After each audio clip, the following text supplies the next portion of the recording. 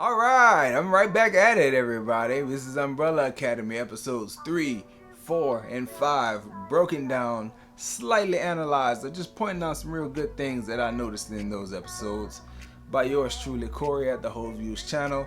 Thank you for watching. If you like it, please subscribe. Help me grow the channel. We just reached 100. Maybe, we might get to 105. Who knows? I don't know. I'm messing around. Anyway, let's talk about episode 3. Because I'm talking about each individual episode, I tried to limit myself to like 4 or 5 real good observations. So in episode 3, here are my points. First thing I noticed, Luther has been taking a beating as a character throughout this season. The actor has handled it very well. He has displayed this emotion. He carries the weight of all the defeats that Luther has been getting, and I'm not even talking about the physical fights. I'm talking about getting hit with Allison and the husband, getting hit by the father. Like, he is consistently getting put down, and he carries it very, very well. I enjoyed Luther taking another loss in episode 3. It just showed powerful acting. I did enjoy the Klaus and Dave scene. Klaus trying to go and persuade him to not join the military. Like, all that stuff was good. It was a very nice thing to add in. So for episode 3, for me, the biggest, most important thing that happened was the sit-ins. Now, as a black man, I'm watching this and I'm listening to Allison speak to the people in the beauty salon, and as she's speaking, I'm like, yo, all this stuff is super relevant for what's going on in the world today. Man, it's crazy. And to see so many things that we see on the TV news today being applied to a situation in 1960, it just shows how obvious that the problems that we have today are the same problems that we had 50, 60, 70 years ago. And Allison's scenes, I don't know if they planned it out. I'm pretty sure these are smart people who make this show. It was just wonderful to see, a black woman leading the charge. Great stuff to see. It was also super realistic to see one group of protesters with a chant and then another group with a counter chant, much like you see in the protests and the different things that go on with the racial climate of America here in 2020. Everything about the sit-ins, everything about the racial tension was so familiar that it actually made me recoil a little bit. Like, I actually pulled back.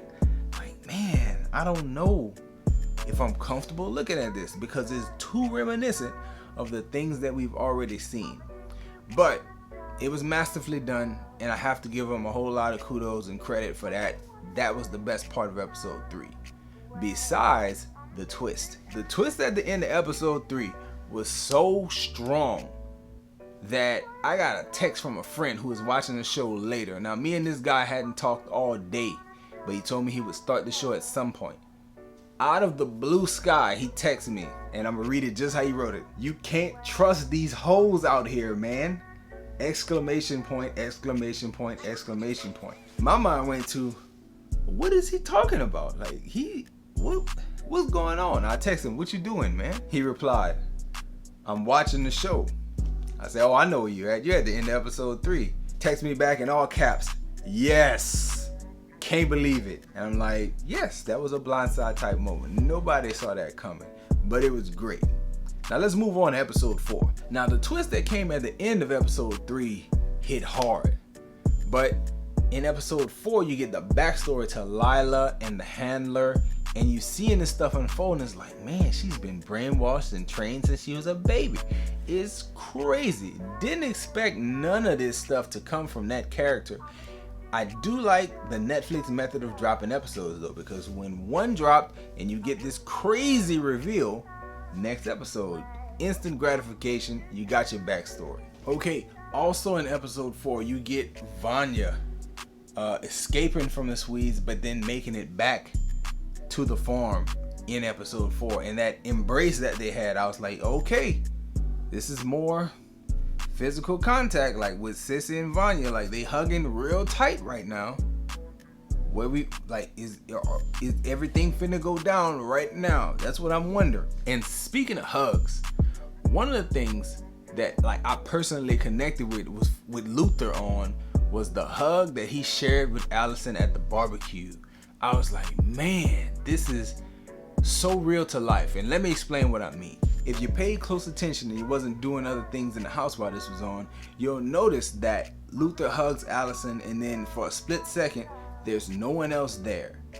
And for me, as a man, I've had a moment like that where I hugged someone and it meant so much that that person was there at that moment that nobody else in the world mattered. To see them like put that on the screen like that, and it has you an emotional connection to Luther in that way, I was like, man, this show hits hard. And again, as a man who's been in love hard like that, you see it and it's like instant connection. I know exactly how this man feels, during this embrace, and they captured it on film. Super awesome. Now, going back to Vanya though, they confirmed what my suspicion was on my last video. I'm gonna link it. You get the connection between Vanya and Sissy, and they have their little moment, and that was great to see for those two characters. Happy that my little prediction was right and I wasn't just like reaching, or they would tiptoe up to it and then pull back. I'm glad that they went all the way with that, and it didn't unfold or end well in episode 5. So in episode 5, I have to say that even though at this point in the show things are going great, like it's still a real good show, it's real engaging, but this is the first time that I think I've seen something on screen that I didn't really care for all the way.